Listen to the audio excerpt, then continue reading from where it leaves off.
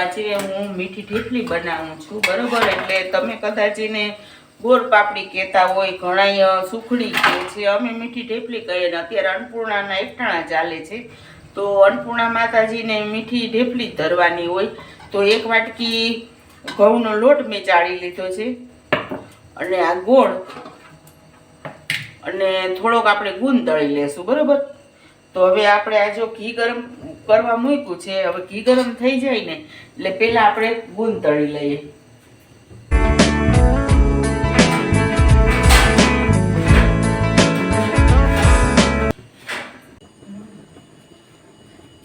હાલો, તો આપણે ઘી ગરમ જો થઈ ગયું છે બરાબર, તો આપણે ગુંદ પહેલા તળી લઈએ. એટલે ગુંદ તળાઈ જાય એટલે પછી ઘીમાં પાછો લોટ શેકાઈ જાય એમ. ને આમ તો રૂટીન તો જો કે બધા આ બનાવતા જ હોય, તો આ બધા બનાવતા જ હોય, આ કોઈ નવીન નથી. પણ આજે અન્નપૂર્ણાની પ્રસાદી બનાવવાની હતી, તો મારી દીકરી કહે કે મમ્મી આમાં કે હું વિડીયો કે ઉતારી લઉં કે. મેં કીધું તો તારી ઈચ્છા, તને ગમે તો ઉતારી લે, એમાં શું હતું કે બધા મારા મિત્રો એ જોવે કે. મેં કીધું હા. તો હવે આપણે છે ને આજે ગુંદ તળાઈ ગયો બરાબર.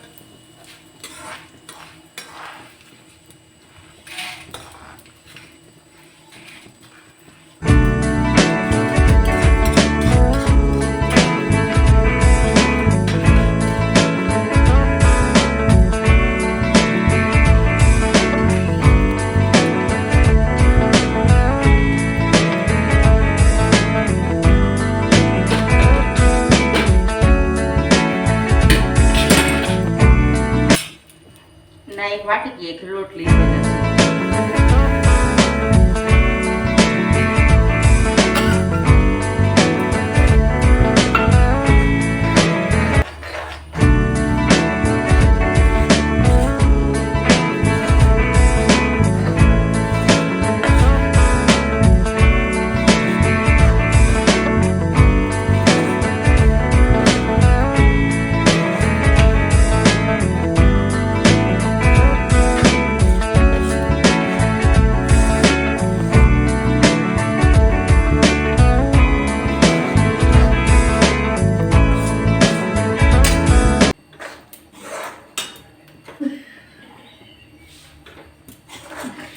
અને જો આ મારી દીકરી છે એ દાંત કાઢે છે કે મમ્મી તું બધા મારા મિત્રો યુટ્યુબ વાળા છે એની હારે તું વાતું કરવા માંડી અને તને કાંઈ આવડતું નથી. પણ મેં કીધું જે મને આવડે એ બીજું હું.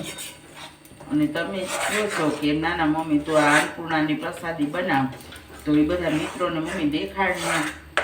મેં કીધું હાલો ભાઈ કાંઈ વાંધો નહીં, મારે તો બનાવવાની જ છે. જો બધાને ગમતી હોય હું બનાવું તો એ ઉત્તમ, અને તો મને પણ બહુ ગમે.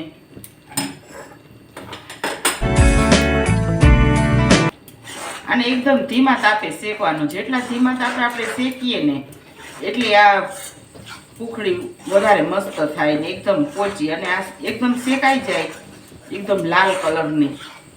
પછી આને છે ને આપણે ઠરવા દેવાની, ગરમમાં એ નહીં ભેળવવાની. અને તમારે ગરમા ગરમ ખાવા માટે એમ કરો તો એ થાય કે આ તમે શેકીને રાખો, અને પછી જ્યારે તમારે એમ થાય કે હવે જમવાનો ટાઈમ છે ત્યારે ગોળને ઘી ગરમ કરી અને ભેળવી દેવાના, એટલે એકદમ ગરમા ગરમ તમને ખાવા મળે.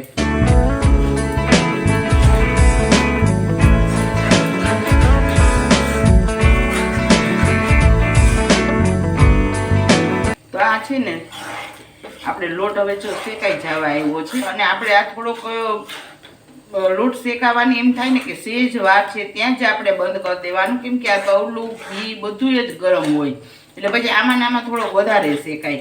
એટલે હવે આપણે છે ને આને ગેસને બંધ કરી દેવું અને આને ઠરવા દેવું. અને ઠરે ને પછી આમાં ગોળ ને ઘીને ભેળવાશે, ત્યાં સુધી નહીં ભેળવાય. આપણે ઘી નાખશું, ગોળ ને ઘી બે ગરમ કરવાના છે.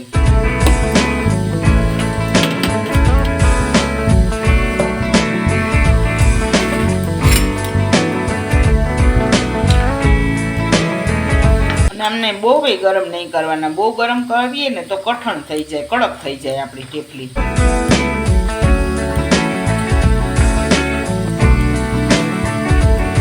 આવી રીતે ગોળ થઈ જાય ને એક હરખો રસ જેવો, અને જ્યાં ઉપર જે ફૂદલી થાય એટલે આપણે ગોળ આપણો ગરમ થઈ જ ગયો. જો આવી રીતે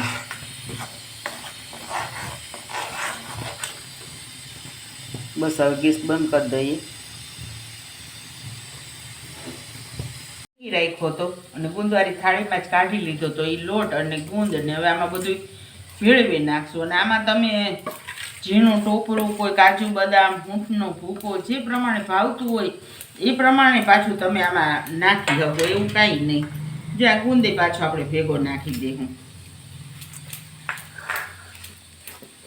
ને બધું હરખું વ્યવસ્થિત હલાવી લેવું. બંધ કરી દે એટલે થાળીમાં ના પાથરવું હોય તો આવી રીતે તમે ગરમ ગરમ ખાઈ શકો. શિયાળો છે અત્યારે એટલે પાથરી શકાય.